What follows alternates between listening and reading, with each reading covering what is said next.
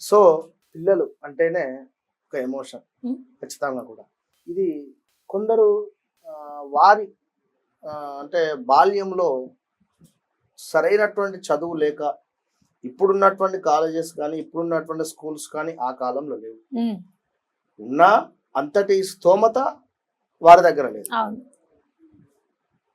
ఏదో government schools government colleges కానీ అట్లా ఏదో నడిచిపోయింది. బట్ అయినా చక్కగా చదువుకొని మంచి మంచి హోదాకు వెళ్ళినటువంటి వారు చాలా మంది ఉన్నారు. ఐఏఎస్లు, ఐపీఎస్లు, డాక్టర్స్. కాలేదా? 100% అయ్యారండి ఖచ్చితంగా. సో ఇప్పుడు ఏం జరిగిందంటే మీరు అన్నట్టుగా మెయిన్ మొబైల్ అనేటువంటిది అది వారికి ఒక ఔషధం లాగా అయిపోయింది. అది అంటే ఒక మత్తు పానీయం లాగా. ఇప్పుడు ఒక ఎవరైతే మన ఇది ఆల్కహాల్ అలవాటు ఉండేటువంటి వారికి అది ఎంత ఎడిక్షన్ లాగా. ఇప్పుడు పాల సీసాలో పాలను నింపి